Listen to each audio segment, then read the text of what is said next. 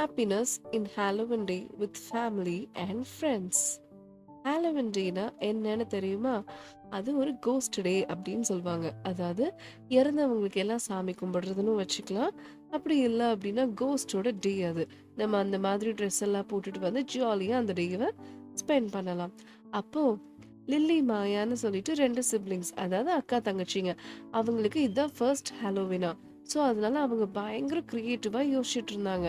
என்னென்னலாம் பண்ணலாம், எப்படியெல்லாம் ஹாலோவின் டே செலிப்ரேட் பண்ணலாம் அப்படின்னு.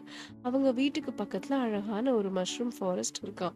அங்கே மஷ்ரூம் ஃபாரஸ்ட் கிட்டலாம் போய் லேம்ப் லைட்ஸ் எல்லாத்தையும் வச்சுட்டு வந்தாங்களாம். ஏன்னா ஃபாரஸ்ட் க்ளோயிங்காக தெரியணும் இல்லையா? அப்புறம் ஒரு பம்ப்கின் எடுத்துட்டு வந்து இந்த மாதிரி ஒரு கோஸ்ட் மாதிரி ரெடி பண்ணி அதுக்குள்ளேயும் அழகா லைட் எல்லாம் ஃபிக்ஸ் பண்ணாங்களாம். அதுக்கப்புறம் அவங்க ஃப்ரெண்ட்ஸ்க்கு எல்லாம் சொல்லி அவங்க ஃப்ரெண்ட்ஸ் எல்லாம் டிஃப்ரெண்ட் டிஃப்ரெண்ட் கோஸ்டோட காஸ்டியூம்ல வந்தாங்களாம். என்ன வேணாலும் நம்ம டெக்கரேட் பண்ணிக்கலாம், அந்த மாதிரி அவங்க எல்லாரும் வந்தாங்களாம்.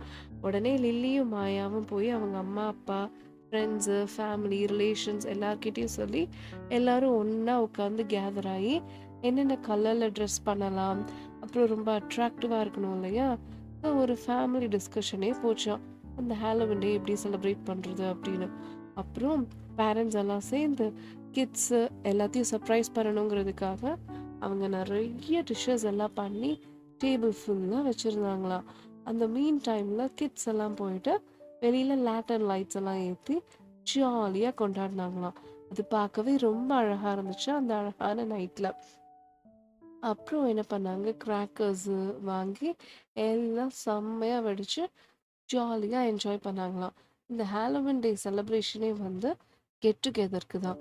அப்போ அவங்க என்ன பண்ணாங்க, கிட்ஸ் எல்லாம் ஜாலியாக விளையாடிட்டே இருக்கும்போது அவங்களோட நினைப்பு என்ன அப்படின்னா, இந்த கோஸ்ட், அதாவது இறந்து போனாங்க இல்லையா அவங்களோட முன்னோர்கள், அவங்க எல்லாம் வந்து இவங்களோட சேர்ந்து அந்த ஒரு நாள் சந்தோஷமா இருப்பாங்க அப்படிங்கிறது தான். ஹாலோவின் டே என்னவோ ஒரு நாள் தான், ஆனால் இந்த குழந்தைங்க பண்ணுற அட்டகாசம் இருக்கே, ஒரு வாரமாக இந்த டேக்கு ப்ரிப்ரேஷன் போயிட்டு இருந்துச்சான். எல்லார் வீட்லேயும் போய் எல்லா திங்ஸும் கலெக்ட் பண்ணி ஒரு ஹாண்டட் ஹவுஸ் மாதிரி ஒரு வீட்டையே டெக்கரேட் பண்ணுவாங்களாம். ஏன்னா அந்த டே அப்போது இறந்தவங்க எல்லாம் வருவாங்க இல்லையா, அவங்களுக்கு அவங்க உலகம் மாதிரி இருக்கணும் அப்படிங்கிறதுக்காக அந்த வீடையே அப்படி அழகாக மாற்றிடுவாங்களாம். அப்புறம் அந்த டே ஃபுல்லாக ஜாலியாக சாப்பிட்டுட்டு சந்தோஷமாக விளையாடிட்டு இப்படி தான் அந்த டே ஃபுல்லாக அவங்களுக்கு போகுமா.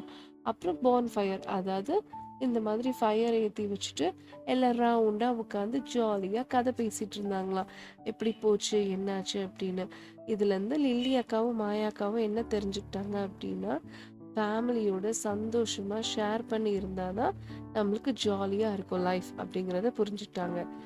தேங்க்யூ குட்டீஸ். தேங்க்ஸ் ஃபார் வாட்சிங். ஓகே குட்டீஸ், நான் உங்களை இன்னொரு கதையில் மீட் பண்ணுறேன். பாய் பாய்.